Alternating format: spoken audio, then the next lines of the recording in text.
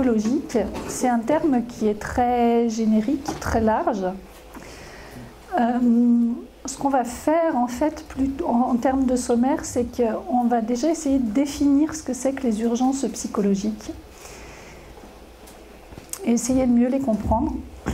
Et puis aussi, comment aider une personne en fait qui est en détresse psychologique avec un vrai plan d'action.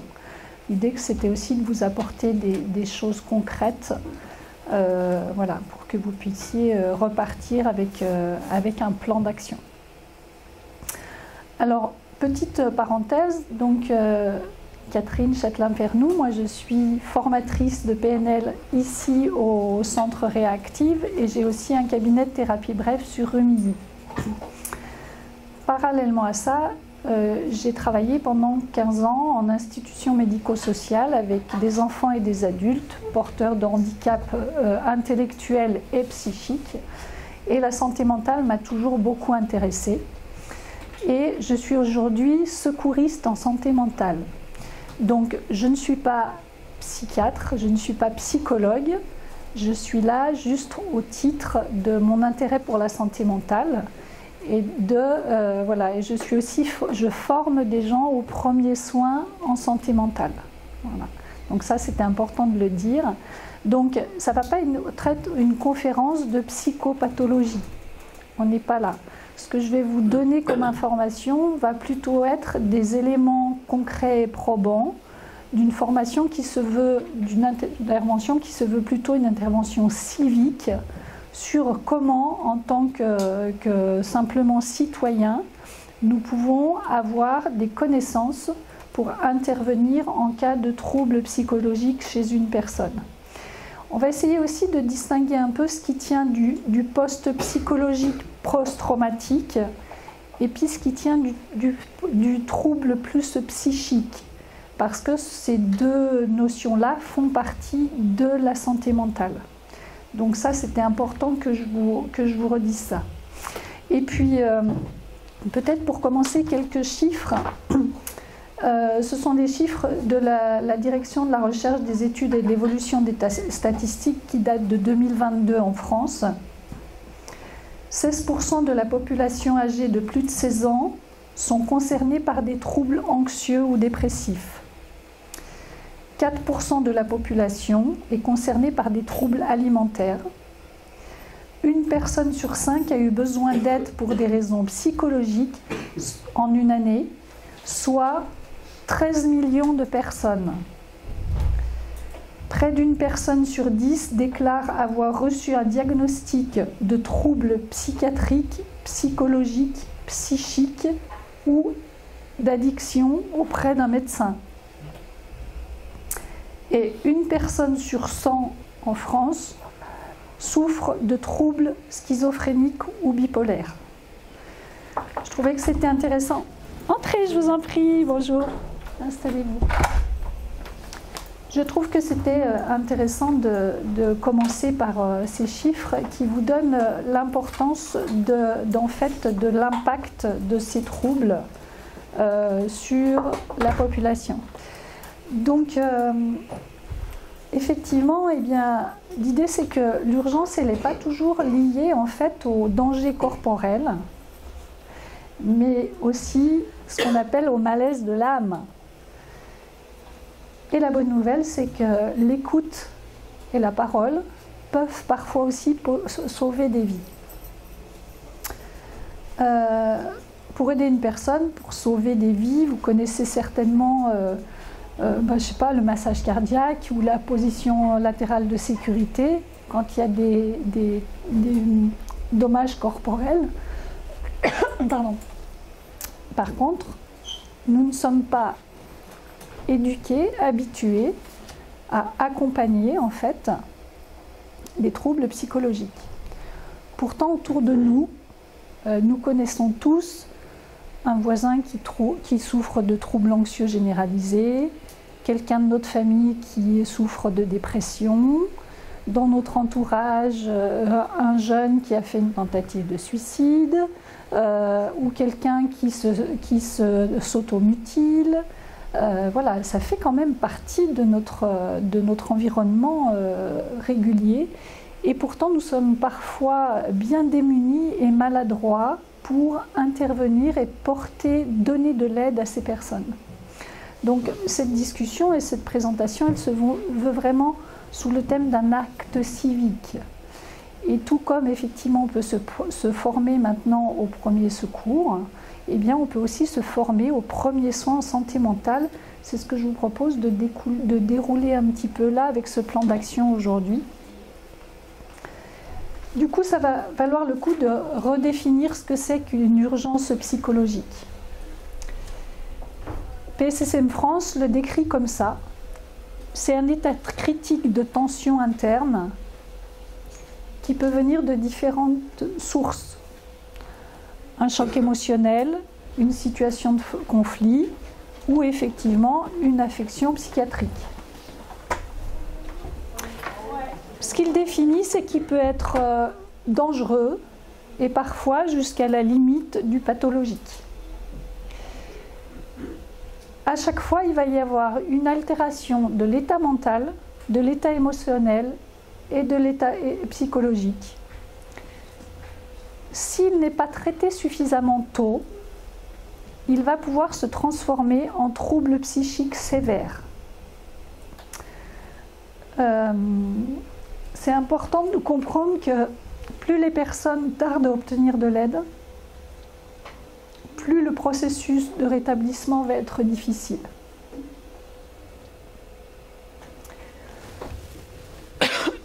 Et effectivement, ces troubles peuvent aller jusqu'à impliquer la survie d'une personne ou celle de son entourage.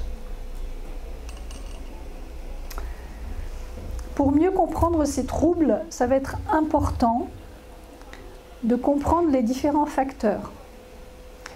Ils vont être génétiques parfois, biologiques, c'est-à-dire qu'il se passe toujours quelque chose dans le corps, il y a un dysfonctionnement, vraiment au niveau métabolique dans le corps.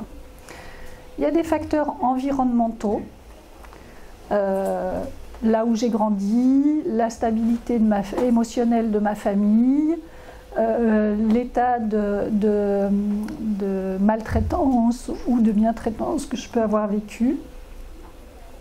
Et puis il y a les propres expériences de vie.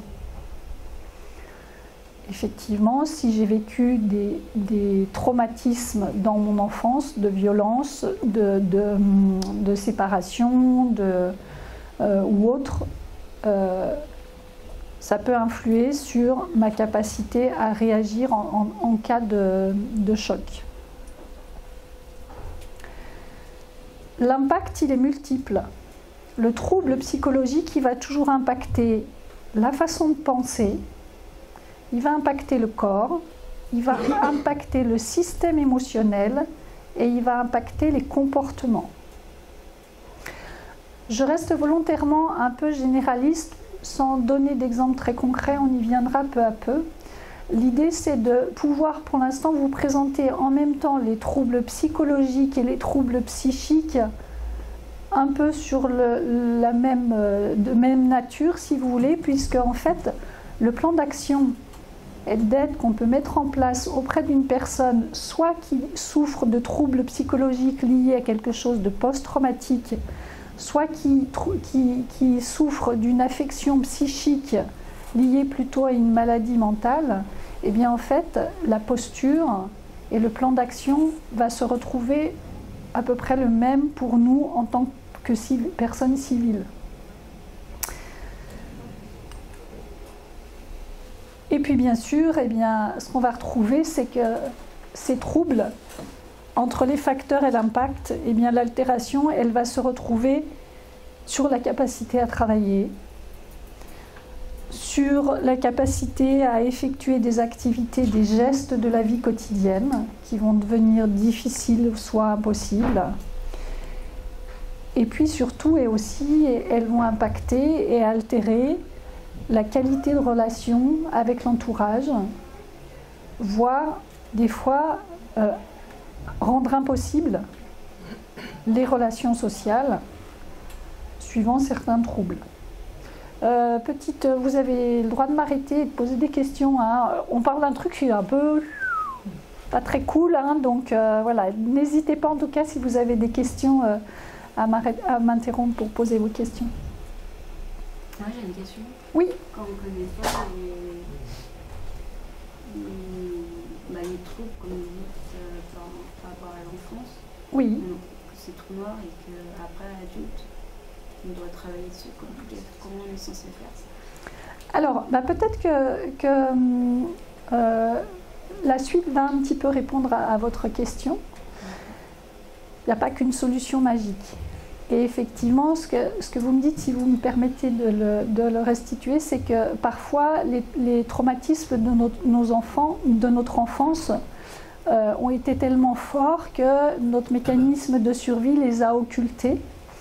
Et qu'ensuite, une fois adulte, même s'il y a des conséquences, il faut qu'on fasse avec, et que ce n'est pas si facile de prendre soin de soi quand on a occulté ces troubles enfants. C'est ça.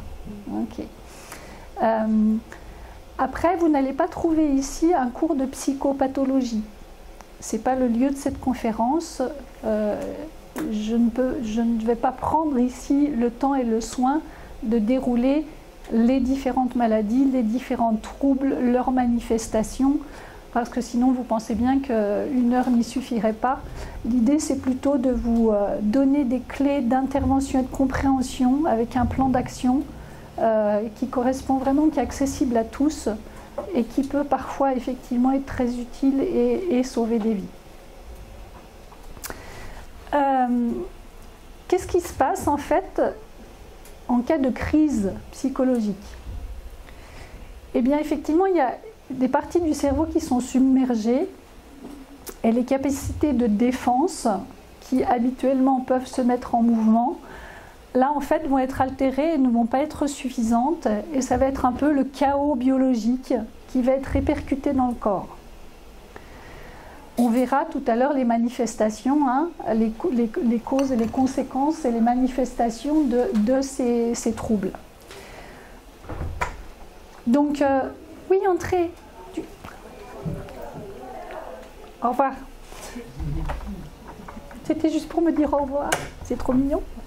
Donc, qu'est-ce qui va... Alors, je ne suis pas neuroscientifique, hein, mais ça vaut le tout quand même de comprendre ce qui se joue dans ces crises psycho-émotionnelles, psychiques, psychologiques, qui mènent les personnes à avoir des comportements soit excessifs, soit de retrait, soit à ne plus supporter la relation à l'autre, soit à s'en couper, soit avec des schémas d'agressivité ou de non-contrôle. En fait, ce qu'il faut comprendre, c'est qu'il y a toujours un changement qui se produit au niveau de l'amygdale cérébrale et qui interagit aussi avec la taille de l'hippocampe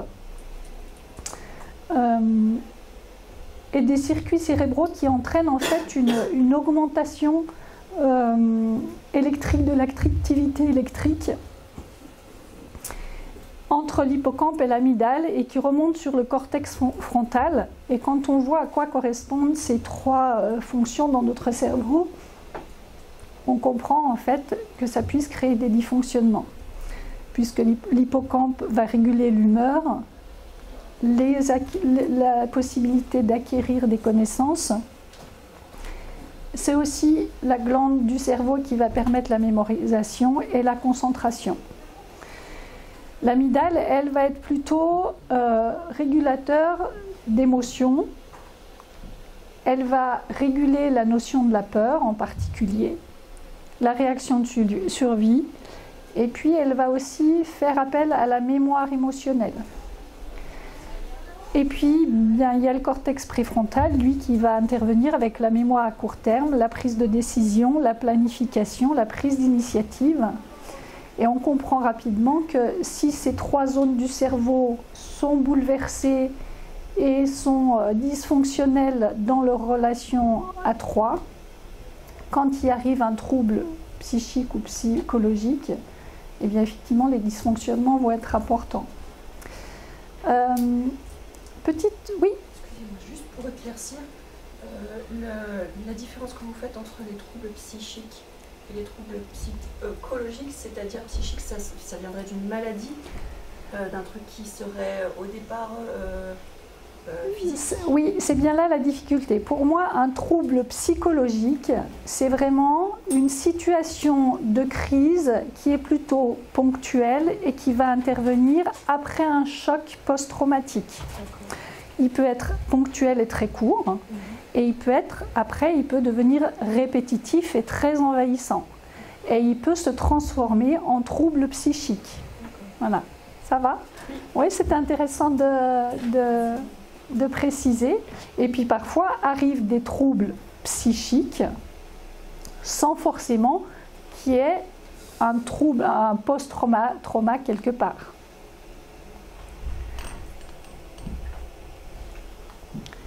Du coup, quels symptômes on va pouvoir repérer chez une personne qui est en crise psychique, psychologique? Mettez le mot que vous voulez dessus parce que les manifestations vont factuellement de l'extérieur être un peu les mêmes du coup.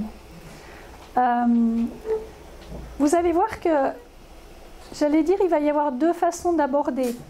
Il va y avoir la façon d'aborder en état de crise, vraiment quand la crise se manifeste dans sa phase aiguë.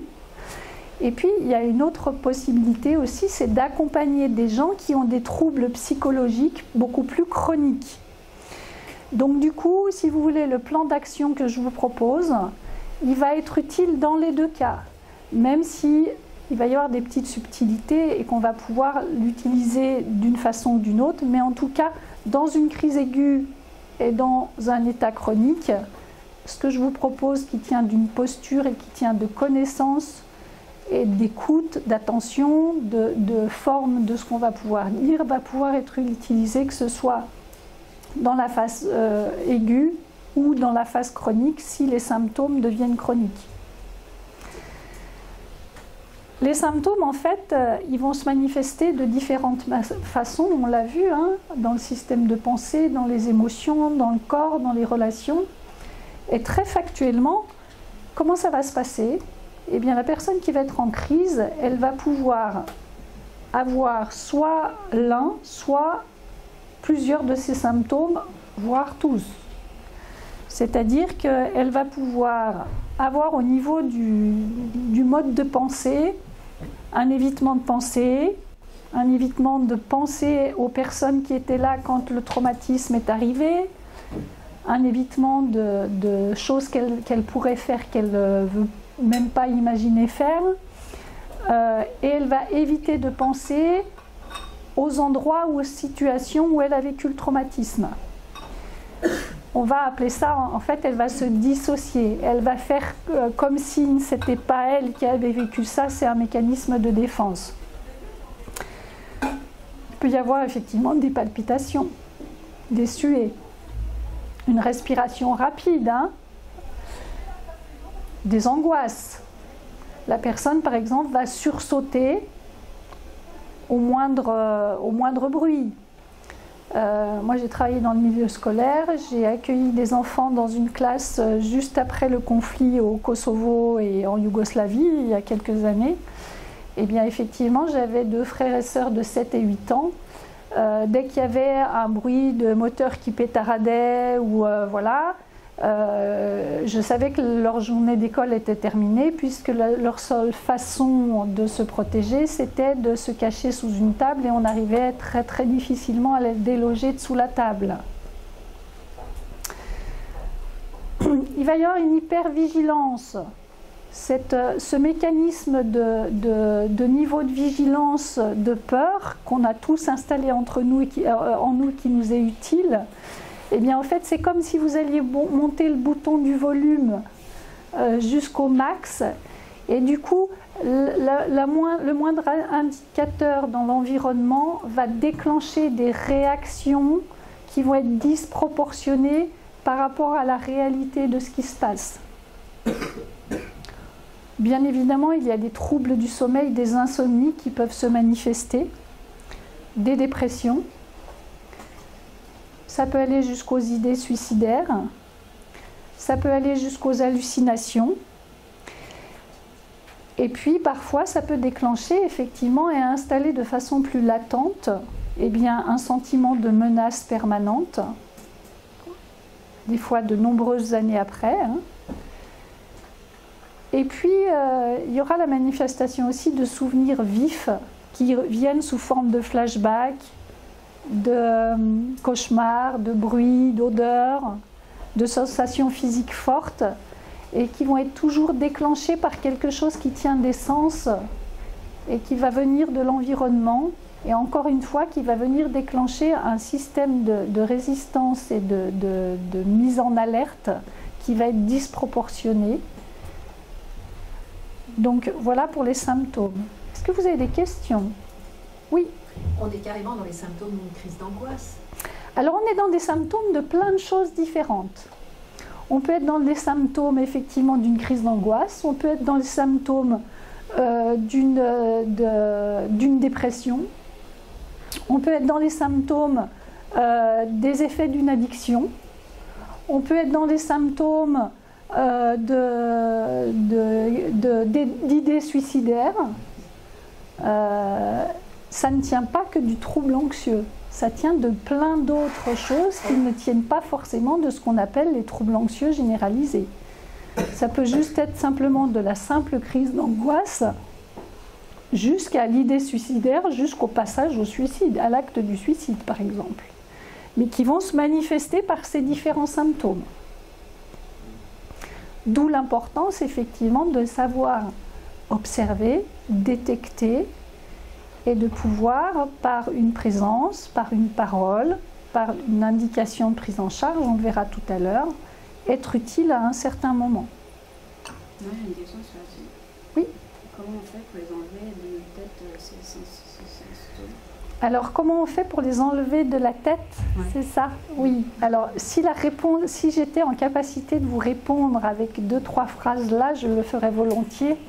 Mais voilà, vous savez tous que c'est bien plus complexe que ça. Ouais, il faut travailler sur soi, et puis parfois il faut avoir une prise en charge aussi très adaptée.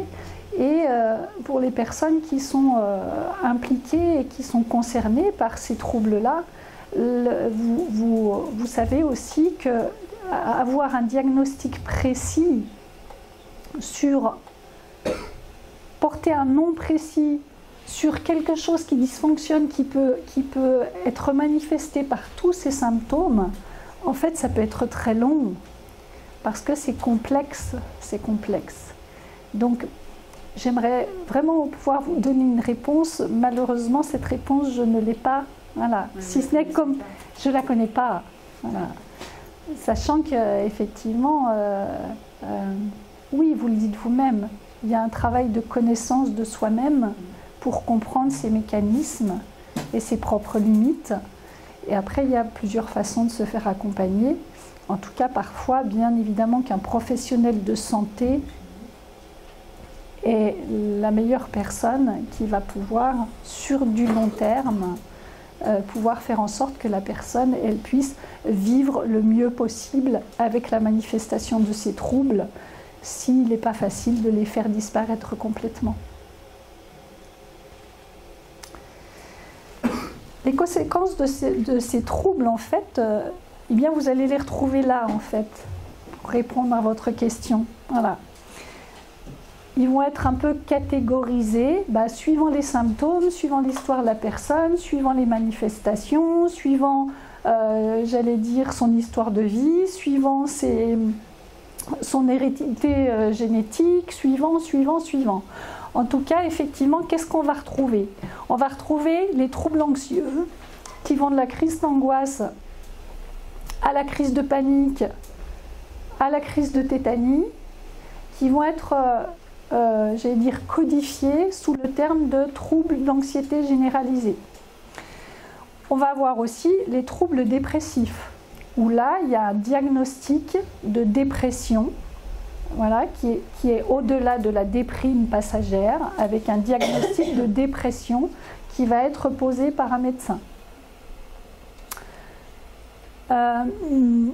Les addictions, effectivement, que ce soit l'alcool, les drogues, les jeux, le sexe, vont faire partie de ces troubles psychiques, psychologiques, qui peuvent entraîner en fait tout ce qu'on a vu tout à l'heure dans les enjeux et dans l'impact, dans les répercussions que ça a chez une personne dans sa vie. Tout ce qui est trouble d'identité perturbée, trouble dissociatif, voilà. Alors juste petite précision, la bipolarité est classifiée dans une particularité des troubles anxieux, dans la classification de PSSM France et de la classification nationale. La première des manifestations, sans qu'il y ait forcément de diagnostic posé, ça va être effectivement l'impulsivité, l'irritabilité, l'attitude défensive, qui va vraiment impacter fortement les personnes dans leurs gestes de la vie quotidienne, dans leurs relations. Et ce n'est pas écrit sur leur tête. Parfois, on se demande pourquoi un collègue de travail, il fait la gueule, il n'est pas sympa, il ne met pas de bonne volonté. Ben non, en fait, absolument pas. C'est juste qu'il souffre peut-être d'une de ces manifestations-là et que ce n'est pas écrit sur sa tête et que ce n'est pas du tout facile d'être détecté et d'être dit « oui ». Il y a une personne qui est tout le temps sur la défensive, qui oui. répond toujours, qui est tout le temps sur la défensive, même si on a justement, on parle calmement, mais comment dire, l'impression qu'on lui en veut, qu'elle se sent persécutée. Oui, on peut retrouver effectivement des troubles de paranoïa qui peuvent interagir. Alors, encore une fois, ça va être difficile d'aller dans le cœur de ces spécificités aujourd'hui. Peut-être que vous allez trouver certaines réponses dans le plan d'action tout à l'heure. Parce que je vous rappelle que naturellement, on sait faire. Voilà. Prendre soin des autres, et en particulier quand c'est quelqu'un qui est proche de nous, on sait faire, on sait déjà faire. Par contre, oui, parfois on est démunis, et puis cette proposition que je vous fais, si vous voulez, de ce plan d'action, c'est une proposition générale et civique, encore une fois, c'est en tant que citoyen, jusqu'où je peux aller et où s'arrêtent mes compétences pour accompagner quelqu'un qui manifeste ces troubles-là. C'est pour ça que je précisais que ça n'allait pas être une discussion de psychopathologie, parce que c'est trop précis et trop complexe, et que c'était autre chose que je vous proposais aujourd'hui. Donc, oui, il y a aussi les idées suicidaires, les passages à l'acte. On verra tout à l'heure comment c'est important, effectivement, d'oser aborder et de prononcer ce mot de suicide si on a des doutes sur quelqu'un dans notre entourage qui pourrait avoir ce genre d'idée ou ce genre de comportement. Des troubles des conduites alimentaires, que ce soit de l'anorexie à la boulimie, il y a toute la panel des troubles alimentaires, les troubles du sommeil, les troubles donc de stress post-traumatique qu'on a parlé, qui vont plutôt être très réactifs et ponctuels par rapport à un trauma, mais qui, s'ils durent dans le temps, peuvent s'installer comme quelque chose de psychique. Et que si ce n'est pas pris en compte, si ce n'est pas traité tout de suite, effectivement, eh bien, plus ça va traîner, plus le temps de récupération et de prise en charge va être difficile et va être long. Est-ce qu'on a fait le tour? Oui, et puis il y a les troubles psychiques durables dont on parlait tout à l'heure.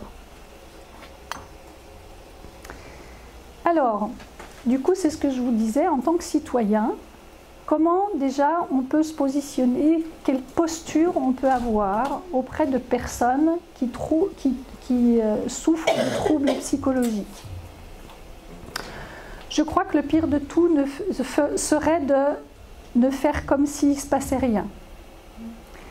Et d'avoir la croyance que chez cette personne, c'est simplement un trait de caractère. Parce que du coup, c'est une stratégie d'éviter de voir ce qui se passe, et ça retarde d'autant plus la prise en charge de la personne qui, elle, est en souffrance. Prendre soin de soi pour prendre soin de l'autre. on fait appel vraiment à ce qu'on appelle un peu la maladie de l'âme et qui va résonner chez chacun de nous dans notre part de fragilité. Et pour aborder, pour venir en aide à quelqu'un qui est en détresse psychologique ou en... Eh bien, il faut soi-même se sentir suffisamment solide et en confiance pour pouvoir aller voir cette personne et lui demander ce qui se passe. Et lui dire qu'on est inquiet pour elle. Parce que du coup, si on se sent soi-même trop fragile pour le faire, eh bien, ça va être important de passer le relais à quelqu'un. Parce que vous êtes les personnes les plus importantes pour vous. Ça va, cette notion-là? Eh ouais, hein? C'est pas vos enfants, c'est pas vos frères, vos sœurs, vos parents, les personnes les plus importantes pour vous, c'est vous. Puisque vous êtes les seules personnes avec qui vous allez devoir vivre jusqu'à la fin de vos jours sans pouvoir vous quitter. Et que vos enfants, vos amis, vos proches, ils ont besoin de quelqu'un qui est bien avec elles-mêmes pour pouvoir être bien avec eux. La posture, déjà, avant d'aborder ce plan d'action, ça va être d'avoir confiance. D'avoir confiance en soi et confiance en l'autre, même si la situation est difficile. Aborder la personne dans un état interne serein, avoir une attitude de respect, de non-jugement. Bah oui, un collègue de travail qu'on juge comme un peu feignant ou qui se bouge pas ou qui est flegmatique ou eh bien tous ces mots-là en fait, bah, c'est des jugements de valeur alors qu'en fait on ne sait pas. Ça va être super important pour maintenir le lien avec l'autre et bien d'utiliser tout ce qu'on connaît en communication non violente, tout ce qu'on connaît en PNL pour créer le lien, tout ce qu'on connaît dans différentes techniques de communication. Se synchroniser sur la posture de l'autre, c'est-à-dire se tenir comme elle se tient. Si vous avez quelqu'un qui est plutôt les épaules rentrées et la tête baissée sur une chaise, si vous l'abordez en étant debout à côté de lui, les bras croisés, la création du lien va être difficile. Donc si vous vous asseyez à côté de lui et que vous vous tenez comme lui physiquement, eh bien la possibilité d'accéder à la compréhension de ce qu'il vit, automatiquement nous savons faire, ça s'appelle la synchro et ça va être bien utile. Vous mettre sur le même ton de voix, la même posture, le même volume de voix que lui. Alors, tout ça bien sûr, c'est des généralités. Si vous avez quelqu'un qui est en grosse crise et qui hurle et qui part dans tous les sens, je ne suis pas sûre que se mettre dans la même situation que lui va être très efficace. On a un outil magique, c'est la reformulation. Pour être sûr que vous comprenez bien ce que vous dit la personne, reformulez, répétez ce qu'elle vous dit avec les mêmes mots qu'elle. Vous, ça vous permettra d'être sûr de bien comprendre, et puis la personne, ça va lui permettre de se sentir vraiment écoutée et comprise. Et ça va être quelque chose de très important. Observez, écoutez, faites appel à vos sens pour regarder des indications non verbales très fines de ce que vous dit la posture de l'autre. Nous avons parfois perdu cette habitude d'observer finement la personne. Sa posture, ses gestes, sa respiration.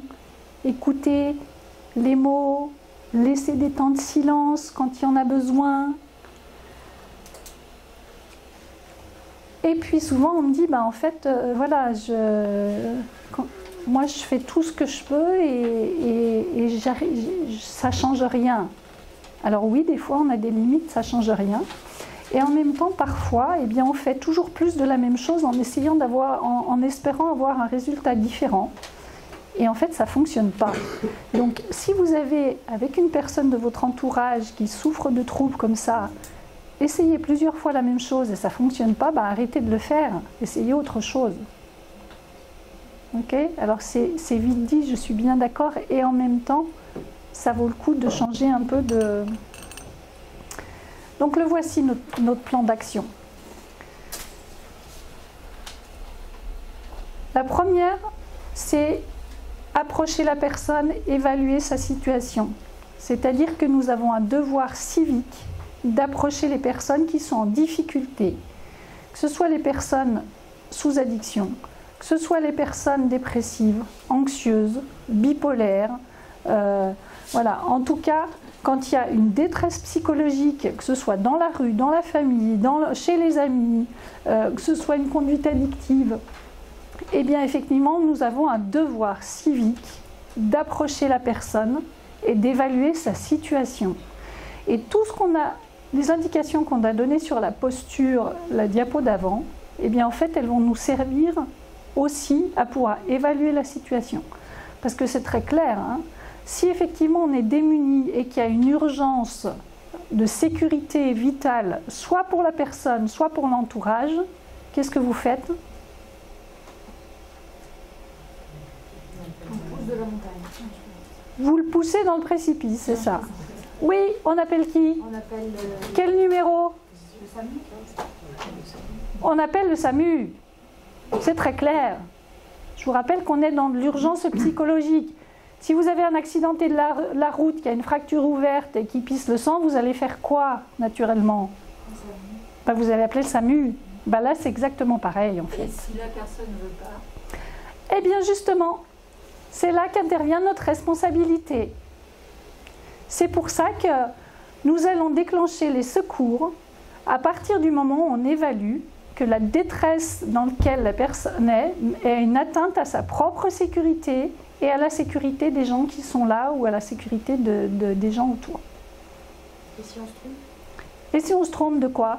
Si on se trompe, si on a mal évalué, qu'on a un peu... Ah, qu'est-ce qui va se passer si on se trompe ?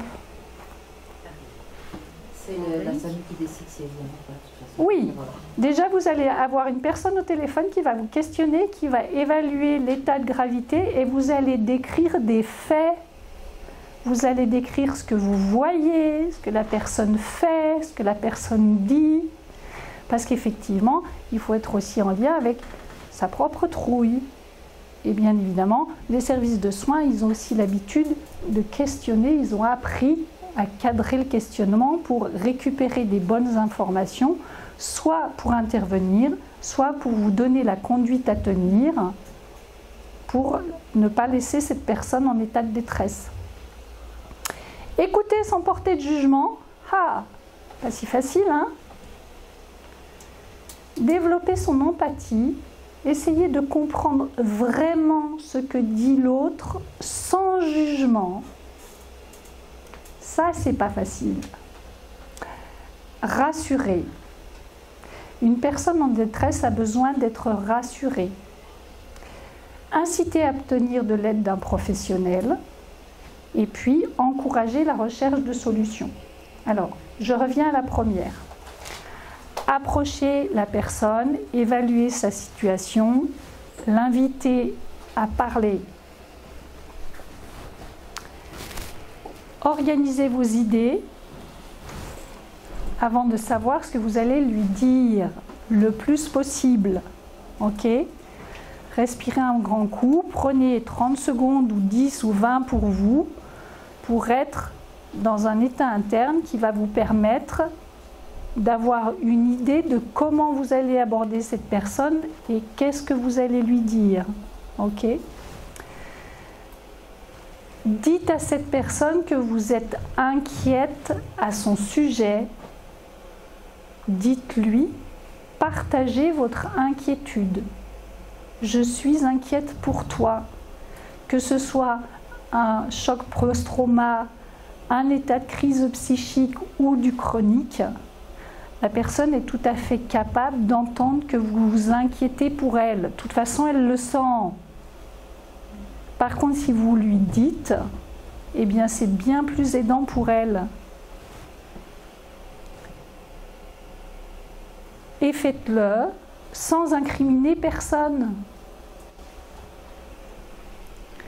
Sans jugement, de manière bienveillante, dites-lui que vous êtes inquiète pour ce qu'elle fait, pour ce qu'elle dit, pour comment elle se comporte. Donnez-lui des exemples qui va argumenter votre inquiétude. trouver le moment opportun et le lieu approprié. Parfois, il est urgent d'attendre un petit peu. Et parfois, peut-être que soit un endroit familier, soit carrément un endroit neutre est plus approprié pour aller dire à une personne « Écoute, je suis inquiète pour toi. J'ai constaté ça, ça, ça. Est-ce qu'il t'est arrivé d'avoir des idées suicidaires? Est-ce que tu as déjà pensé au suicide ?» Ok. Et effectivement, un endroit calme et confortable est plus approprié qu'au milieu d'une soirée festive ou bien au milieu d'une zone piétonne un samedi après-midi.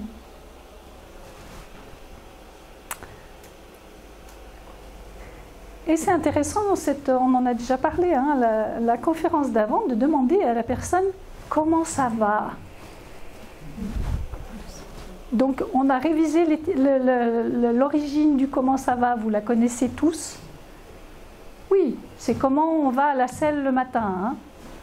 C'est au Moyen-Âge, les courtisans qui assistaient au popo du roi, et la question qui était posée au roi, c'est comment ça va à la selle ce matin, comment tu es allé à la selle ce matin. Ok?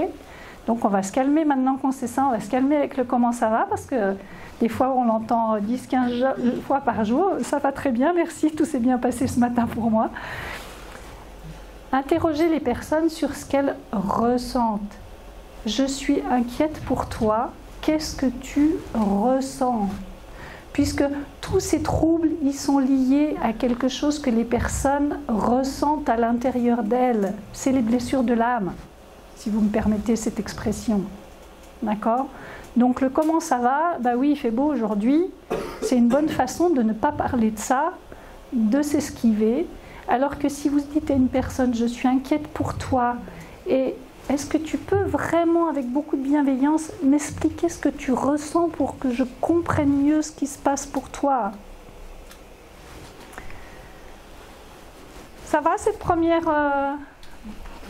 plan d'action? Donc, effectivement, le maître mot, c'est la disponibilité. Oh! Oui. Je suis embêtante, mais si la personne vous envoie balader? Ouais. C'est possible. Alors, du coup, c'est effectivement, soit c'est pas le bon moment, soit c'est pas possible, soit vous n'êtes pas la bonne personne, et passer le relais parfois. Et puis parfois, on ne fait pas de miracle. Et il faut faire appel, effectivement, à des aides extérieures pour venir discuter. Et parfois, c'est long de pouvoir convaincre quelqu'un de se faire aider. Et il ne faut pas lâcher le morceau. Et il faut toujours redonner à la personne la possibilité de lui dire aussi qu'elle a des talents, qu'elle a des ressources et que c'est possible d'améliorer sa situation. Je sais que ce n'est pas évident, hein. C'est bien beau, moi, avec mon micro, de vous expliquer tout ça, mais quand on est en situation, voilà. En tout cas, rassurer. Ça vient peut-être à ça. Même si la personne n'est pas tout à fait en capacité de nous écouter, notre devoir, c'est de la rassurer. Et effectivement, c'est parfois respecter l'autonomie de la personne. Et peut-être que le plus difficile, ça va être d'évaluer effectivement sa capacité à prendre par elle-même ses décisions ou pas. Et ça, c'est pas simple.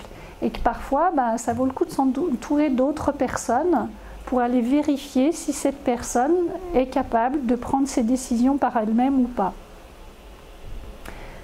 Respecter la vie privée de la personne et la confidentialité.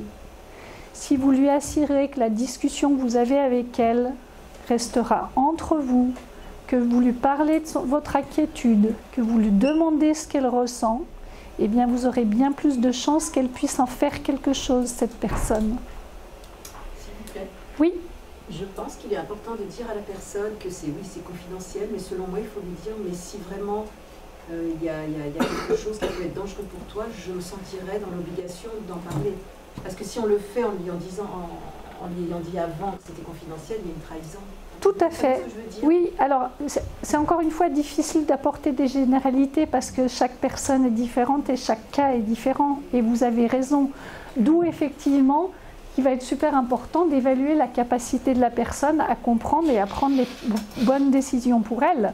Parce que j'ai ma responsabilité civique et à ce moment-là, effectivement, j'alerte les services compétents pour prendre en charge la personne à partir du moment où il y a vraiment un risque sécuritaire majeur pour elle ou pour l'entourage.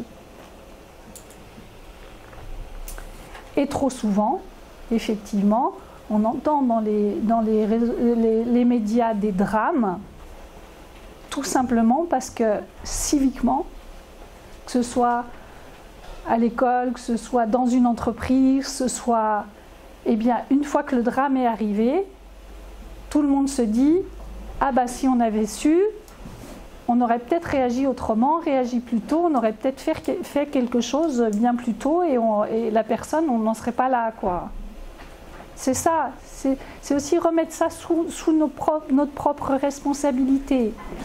Et c'est pas le faire avec la culpabilité, c'est juste remettre du contenu et du pouvoir dans nous, citoyens lambda, et bien écouter et parler, ça sauve des vies. S'intéresser à l'autre en difficulté psychologique, lui dire son inquiétude, le questionner, eh bien, factuellement, en fait, là, on sait que c'est utile et on sait que ça sauve des vies. Oui, ne tenez pas la personne responsable de son état. La personne fait toujours du mieux possible par rapport à sa situation et les choix qu'elle a à faire. Et effectivement, ayez des attentes réalistes. Si vous avez un jeune qui est en phobie scolaire et qu'à un moment, vous le forcez à prendre ses affaires, vous le mettez dans la voiture de force en lui disant « Maintenant, il va falloir te bouger un peu parce que la farniente, c'est fini et puis t'arrêtes ta comédie », je ne suis pas sûre que ça te soit très utile pour lui. Hein. Oui, il y a une différence entre les faiblesses et les souffrances. Et les souffrances, elles entraînent les faiblesses et pas le contraire. Les souffrances entraînent les faiblesses et pas le contraire. Allez vérifier chez quelqu'un pour qui vous avez un point de vue d'une faiblesse, allez vérifier quelle est sa souffrance dessous. Ça vaut le coup.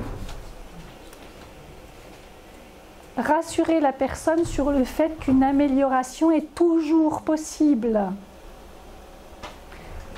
Je n'ai pas prononcé le mot de guérison. Hein. Je ne m'y aviserai pas.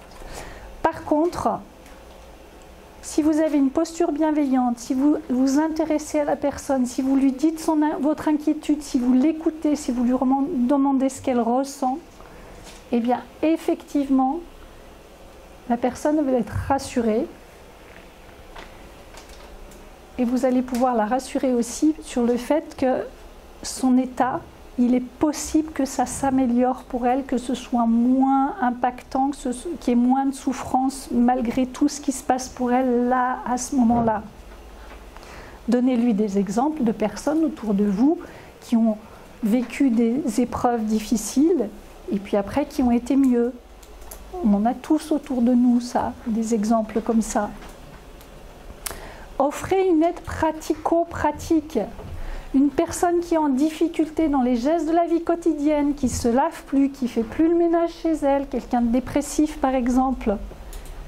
Ce dont elle a besoin parfois, c'est juste aussi qu'on l'aide à changer les draps de son lit, qu'on l'aide à remplir son lave-vaisselle, qu'on l'aide à venir faire du ménage chez elle 2 fois par semaine ou 1 fois par semaine. L'aide pratico-pratique, eh bien évidemment qu'elle est super utile pour qu'une personne se sente mieux, qu'on lui lave son linge, qu'on l'accompagne pour faire ses courses, ou qu'on aille faire ses courses à sa place si elle n'arrive pas à sortir de chez elle. L'aide pratico-pratique, bien évidemment qu'elle est super importante. J'ai une question par rapport à ça. Oui. Pourquoi les personnes elles sont handicapées Oui. qui ont du mal à... Par famille de chez elle.